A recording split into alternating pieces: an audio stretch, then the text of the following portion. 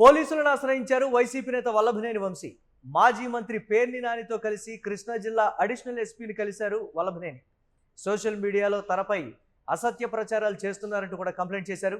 తన ప్రతిష్టను దెబ్బతీసేలా సోషల్ మీడియాలో పోస్టులు పెడుతున్నారని పోలీసులకు కంప్లైంట్ చేశారు. అసత్య ప్రచారం చేసే వాళ్లపై చర్యలు తీసుకోవాలంటూ ఎస్పీకి ఫిర్యాదు చేశారు. పలు యూట్యూబ్ ఛానళ్లకు లీగల్ నోటీసులు పంపించారు వంశీ. దీనిపై మరిన్ని అప్డేట్స్ మా కరెస్పాండెంట్ కిరణ్ అందిస్తారు. కిరణ్, పలు యూట్యూబ్ ఛానళ్లకు లీగల్ నోటీసులు పంపించారు వంశీ. ఏంటి ఆయన పైన జరుగుతున్నటువంటి అసత్య ప్రచారం కావచ్చు, లేకపోతే ఇతరత్ర ఏ విధంగా చూడాలంటారు? మురళి, వైసీపీ గన్నవరం మాజీ ఎమ్మెల్యే వల్లభనేని వంశీ నేడు పోలీసులను ఆశ్రయించారు. అయితే తన పైన వ్యక్తిగతంగా సోషల్ మీడియా ద్వారా తప్పుడు ప్రచారం చేస్తున్నారంటూ అడిషనల్ ఎస్పీని కృష్ణా జిల్లా అధ్యక్షుడు, మచిలీపట్నం అధ్యక్షుడు ఏదైతే పేర్ని నానితో కలిసి పేర్ని నానితో పాటు అడిషనల్ ఎస్పీని కలిశారు. అయితే ఇటీవల కాలంలో కొన్ని యూట్యూబ్ ఛానల్లో వల్లభనేని వంశీ డ్రింక్ చేస్తున్నట్టు కొన్ని వీడియోలు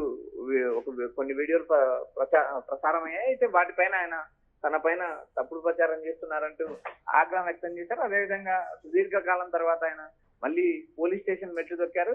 నేరుగా తన పైన అసత్య ప్రసారం చేస్తున్న వారికి లీగల్ నోటీసులు జారీ చేశారు. తన పైన అసత్య ప్రచారాలు మానుకోవాలి అంటూ ఆయన నేరుగా ఫిర్యాదు చేశారు. అంతేకాకుండా పలు యూట్యూబ్ ఛానళ్లకు కూడా ఆయన నోటీసులు పంపారు. ఇటీవల కాలంలో తన ఏదైతే జైలు నుంచి బయటకు వచ్చిన తర్వాత కొంతకాలం సైలెంట్ అయ్యారు. సైలెంట్ అయిన తర్వాత ఇటీవల కాలంలోనే ఆయన గన్నవరం నియోజకవర్గంలో యాక్టివ్ అయ్యారు. వైఎస్ఆర్సీపీకి సంబంధించిన కార్యక్రమాలు నిర్వహిస్తున్నారు. నేరుగా ఏదైతే వైసీపీ అధినేత జగన్మోహన్ రెడ్డి తాడేపల్లి వచ్చిన ప్రతిసారి ఆయన కలుస్తున్నారు. నియోజకవర్గంలో ఉన్న పార్టీ కార్యకర్తలను, శ్రేణులను కూడా ఆయన దిశానిర్దేశం చేస్తున్నారు. మరోపక్క పార్టీని క్షేత్రస్థాయి నుంచి బలోపేతం చేసే దిశగా కూడా ఆయన ప్రయత్నాలు చేస్తున్నారు.